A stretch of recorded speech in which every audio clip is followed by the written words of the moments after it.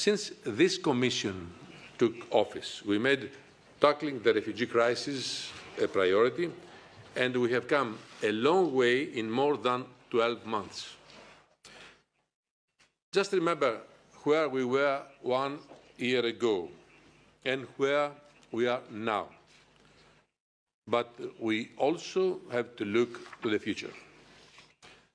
The reforms we are presenting today are about making sure we have the tools to better manage migration in all its aspects in the medium and long term. Europe has to have a sustainable asylum system that can always work in time of migratory pressures. But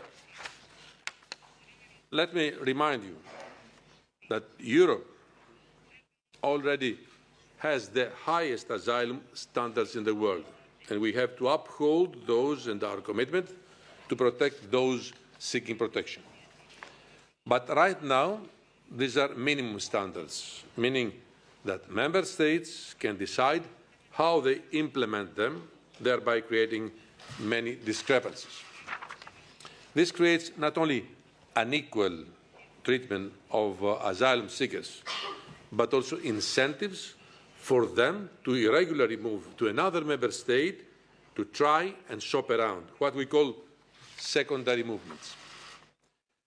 For those worried that we are following a race to the bottom, no, it is exactly the opposite.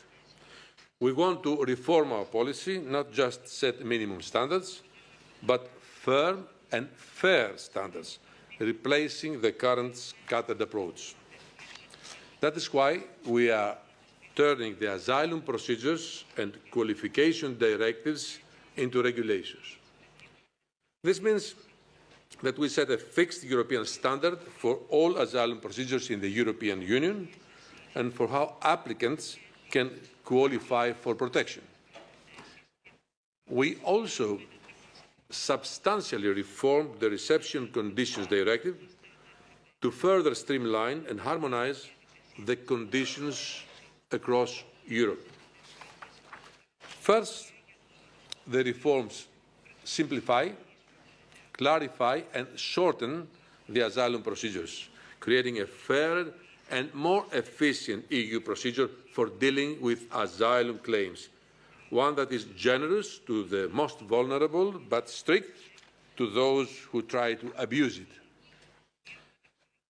Secondly, the reforms will allow for both the quick identification of persons in genuine need of international protection, offering them protection for as long as they need it, and for the ability to return those who do not have the right to receive protection in the European Union. Thirdly, our reforms will make sure that wherever they arrive, asylum seekers can benefit from the same dignified reception standards through housing, quick labour market integration, schooling for children, and healthcare. Together, all these reforms will make Europe's migration policy more sustainable in the long run. We want to have a clear, transparent and waterproof system of rules for both member states and for asylum seekers. This is about building a migration and asylum policy which works for everyone, protecting the interests of Europe's 500 million citizens and being more humane towards asylum seekers, like the 1.2 million people who asked for asylum in the European Union last year. At the same time, today the Commission is also continuing the EU's commitment to replacing dangerous, irregular migration by finding safe and legal pathways to Europe for people in genuine need of protection.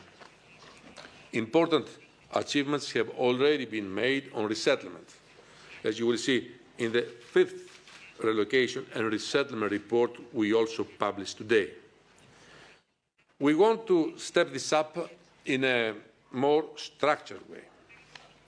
What we propose today is an EU resettlement framework to pull national resettlement efforts on a yearly basis in a collective way. I have said it many times before. Migration and mobility will be with us for a long time, and we have to be well prepared.